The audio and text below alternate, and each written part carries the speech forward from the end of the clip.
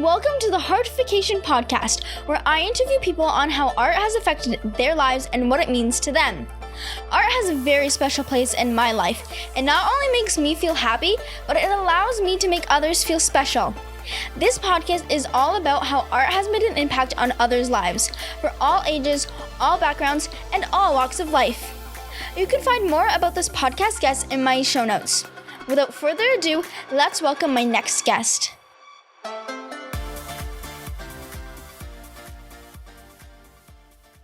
She's a speaker, author, and swagger coach. Please look at my next guest, Leslie M. So the first question I always ask is, how do you define art? I think that art is the expression of the soul.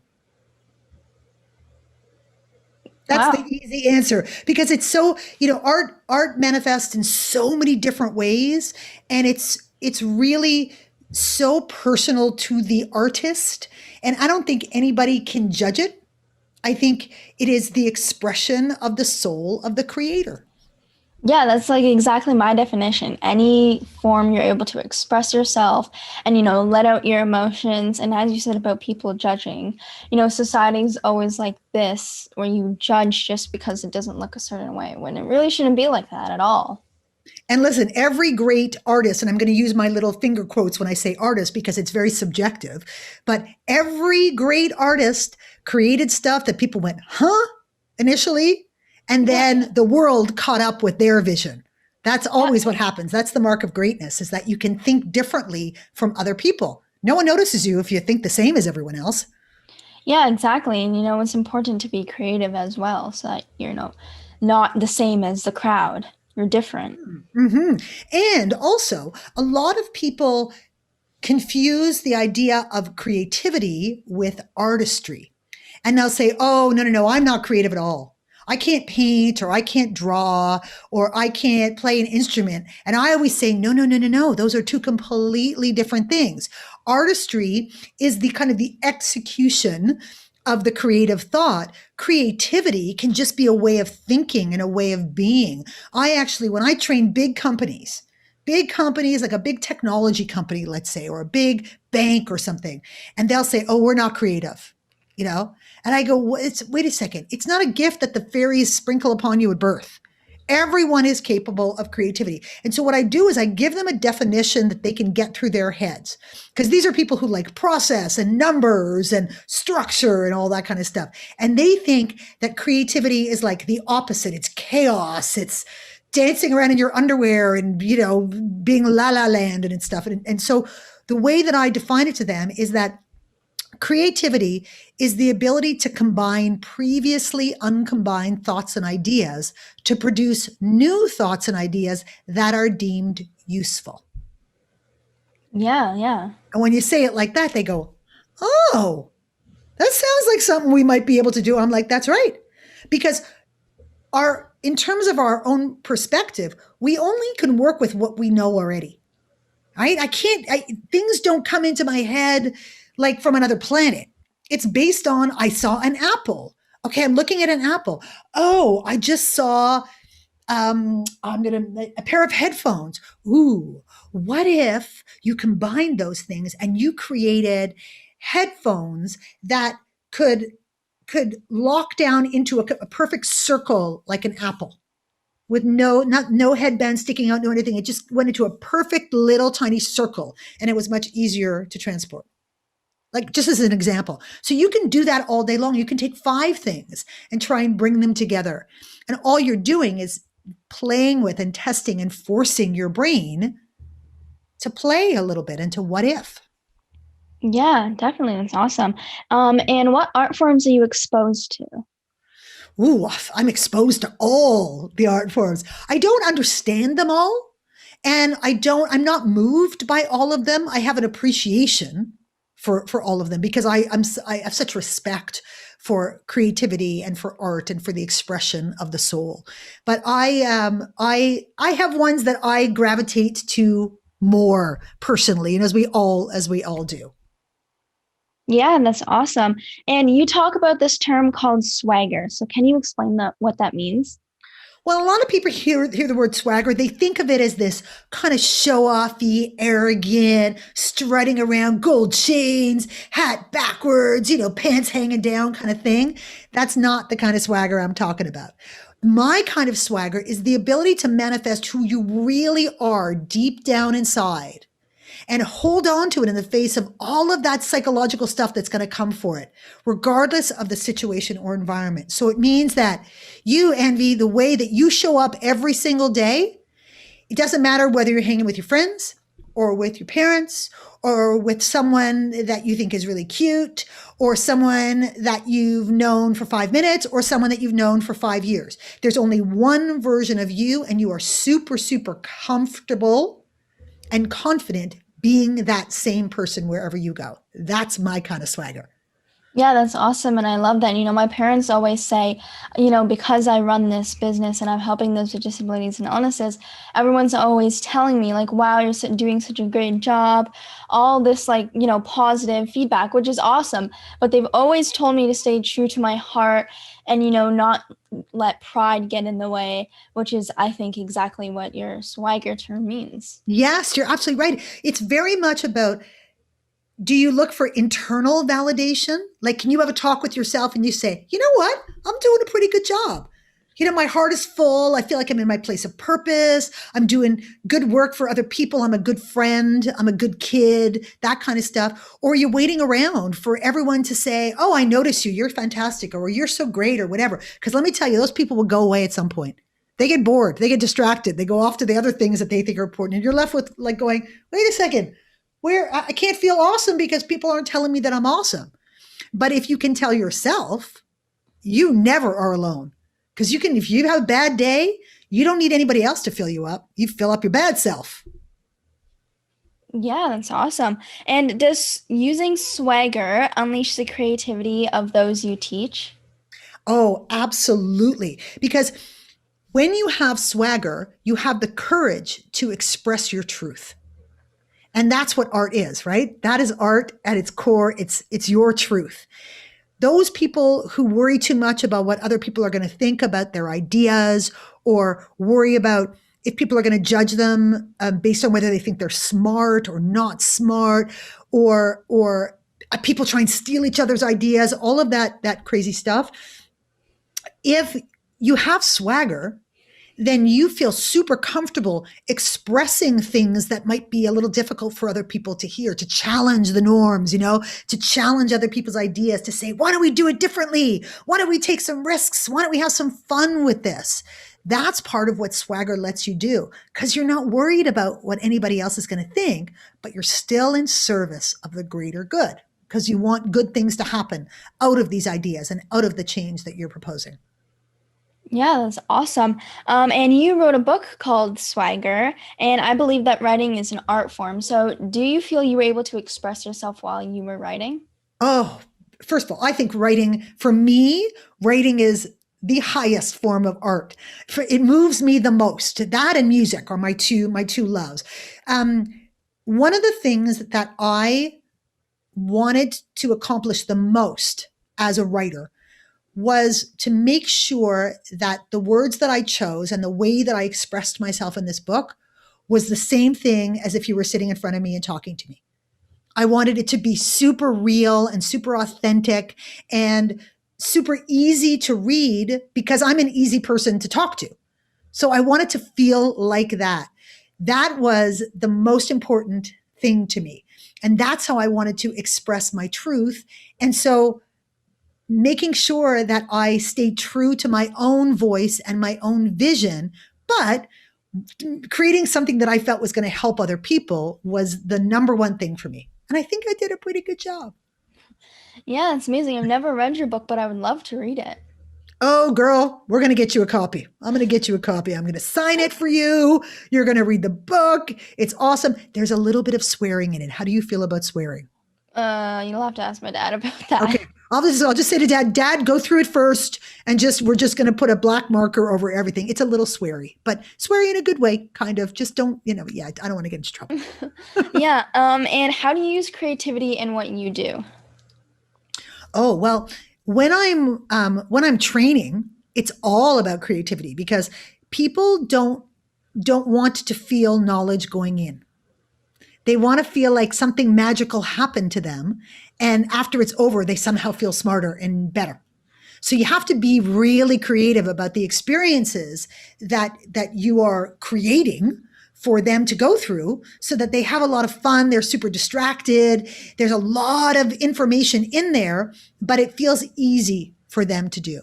When I'm working as a swagger coach, the creativity comes into play in how I discover the other person that I'm working with, and all the tools that I use, and all the questions that I ask, and all the changes that I make fast on my feet, all of the fun and crazy things that I come up with to get people to tell me their stories and to learn more about themselves. So creativity plays a big part in that too, because you got to keep it interesting. That's one of the gifts of creativity, right? Is it keeps it cool and interesting.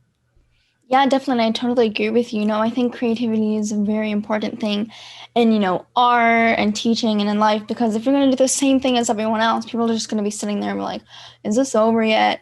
But if you make it creative and make it fun and make it interesting, like something they've never seen before, then they'll be interested and they'll be like, oh, this is cool.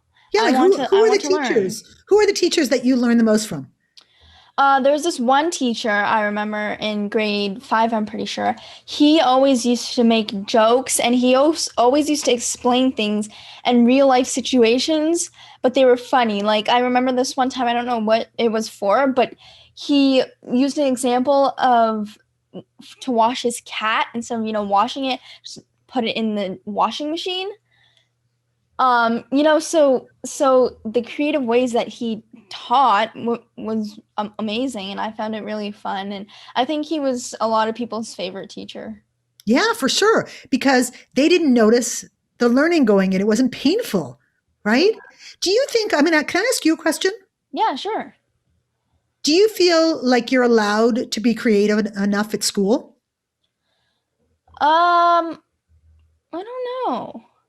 I guess it depends on, the teacher and the subject, because I think some subjects like math and I don't know what other subjects, the subjects that have the strict rules and how you have to do it, it kind of limits how kids can, figure out different ways. And I remember in school, we were watching this video, I forget who it was by, Prince EA. I don't know if you've heard of him, but he makes these inspirational videos on YouTube. And he was saying that in school, always on tests and work, all the teachers well, show your work, explain how you, figured out the problem or whatever. But then he gave this example of, well, if you're going to catch a fish, why do you have to explain how you caught the fish?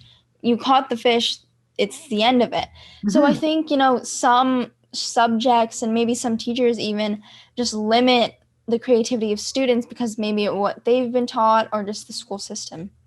Yeah, I think I think that's a really great point that, the thing about math, which is great, is there's only one answer. Yeah. But how you get to the answer, you can have a lot of fun with. And you can be taught to get to those answers a million different ways. Some people learn better when they can visualize something. Some other people like to see it written down. Other people are what are referred to as kinesthetic learners, so that they're doing something with their bodies. They're jumping up and down a certain number of times, and then they do something else for another number and whatever. And that's how they learn best.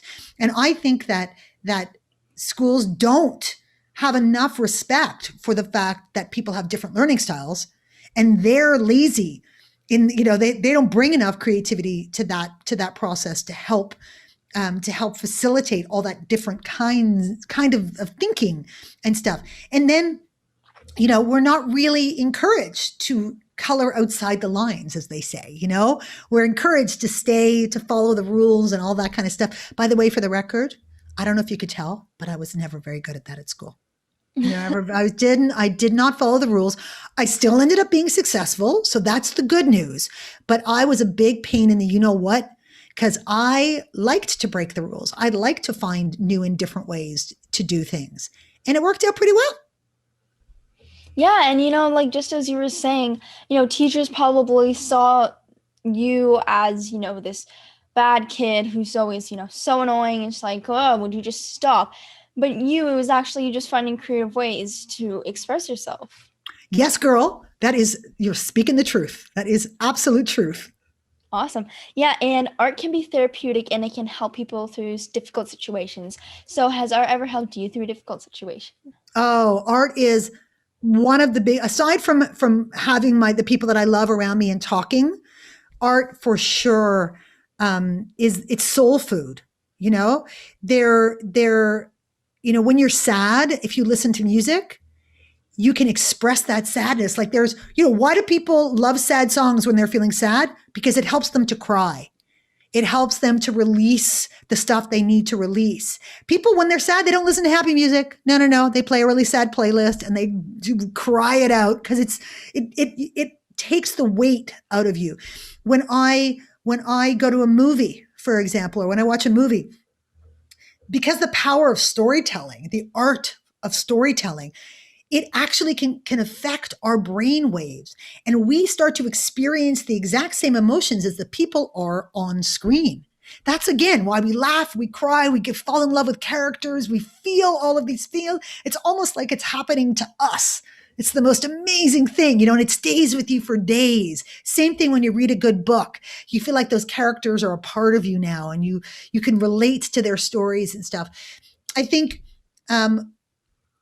I also think that it allows us to kind of leave ourselves a little bit, to get lost in something else beautiful and magical when we're having a hard time or when we want to feel something different than we're feeling.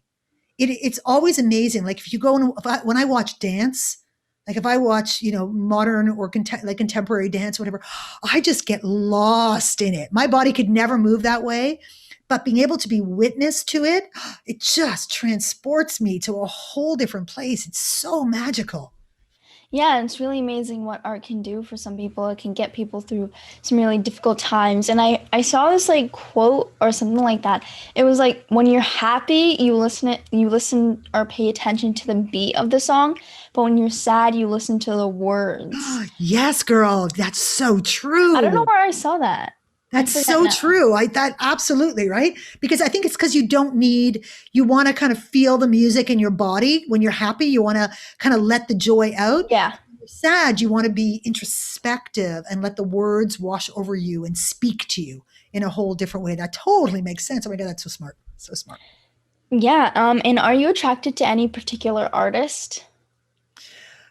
Oh boy, it changes all the time. Like, um, I'm so not a snob in any way, shape, or form. But I've traveled the world and I've seen incredible. I've seen original works of art up close and all the rest of it, and I have an appreciation for it.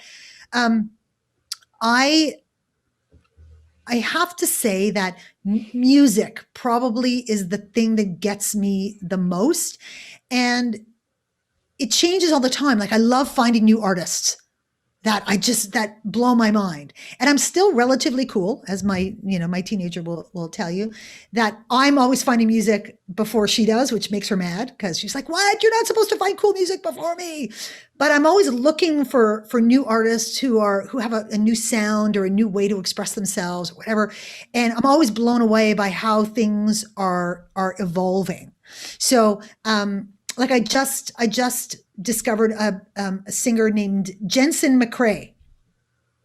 So you could check her out. She's pretty cool. She writes really cool lyrics. They're a little heavy, a little deep, but pretty amazing. And and have you do you like opera? No, not really. I've never really listened to opera. Okay, so neither do I. But if you want to feel all kinds of feelings, I'm going to throw down a challenge for you. Okay. All right. I want you to listen to something that you would never otherwise have listened to. It's a cantata, which is kind of like an opera, but not really. It's called Carmina Burana, and it's by a composer named Karl Orff, Orff, and it he wrote this kind of symphony that also has vocal stuff on top of it that celebrates the four seasons. So each season has its own kind of section and piece. And what's so cool about it is that when you listen to it, you know exactly what season you're listening to. Right? Because That that's sounds like really cool. it's really cool. And you might even recognize some of it because some of it has been used in commercials and stuff like that. It's a really famous piece. But just like put your headphones on and just sit for a little while and let it kind of wash over you. You won't understand it because it's in Latin, which I don't understand the words either, but you will feel the seasons. It's pretty cool. It's pretty cool. So that's my Wow. art challenge for you. Oh, that's interesting. And are you attracted to any particular art form?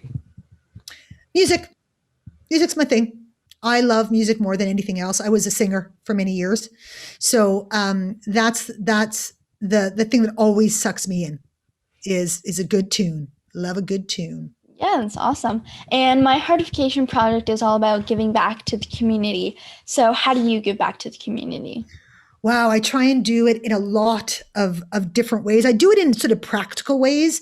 So we have two kids that we sponsor through World Vision. That we have, they're two new kids because the kids that we sponsored years ago grew up, and now we sponsor two new kids. We also, my husband and I are very kind of practical about how we try and give back to the world because we want to make a dent. You know, we want to do stuff. So for example, I'll give you a big heavy duty example. I'm able to have babies with my body, but I chose not to. I chose to adopt babies who are already in the world because the thought of them being in an orphanage made me really unhappy. So I adopted two girls from China because of what was happening in China with the one-child policy. And I wanted them to grow up in a world where they could rock being female and they didn't have to feel like second-class citizens. We also are part of something called Project Smile, which I don't know if you've heard of. I don't think so. It's an organization that helps kids all around the world with. Do you know what a cleft palate is? No. It's like a really simple. It's a birth defect, but it's a really simple thing to fix. What it means is, if you can imagine how bad this is, down the upper part of your mouth. Imagine that there's a big split down the upper part of your mouth that goes all the way up to your lip, and it actually creates a space on the inside of your mouth and between your lip. It's a very common birth defect, but it can make eating really difficult. It can make speaking difficult. It's a facial deformity, so you're kind of stuck with it on your face. And anywhere pretty much in the world, even in developing countries, the correction for that is a relatively small surgery. But kids who don't have support can't get this kind of correction. So my husband and I said, that sounds something so simple that we can contribute to. And we know that every single donation that we make equals a kid who's able to have their palate repaired. So that's another thing that we do. And I also try and spend as much time as I can with young people in particular who are looking at how to prepare themselves to be in the workforce in some way, shape, or form, whether I'm going and talking to colleges or universities, whether I'm going to high schools and spending time with kids and sharing the ideas about creativity or about swagger, anything that I can do to help contribute to the collective, to the greater good, I'm all there for it. All there for it. Yeah, that's awesome. And how would you like people to get in touch with you? Well, you can find me at leslieehm.com. I'm going to spell it because it's spelled really weird. It's LESLIEEHM.com. And you can check out my book at swaggerthebook.com. Made that one really easy. And you can find me all over social media. So just look for Leslie M and I'll be hanging around somewhere.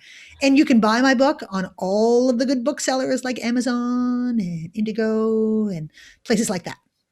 Awesome. Yeah. Thank you so much for doing this.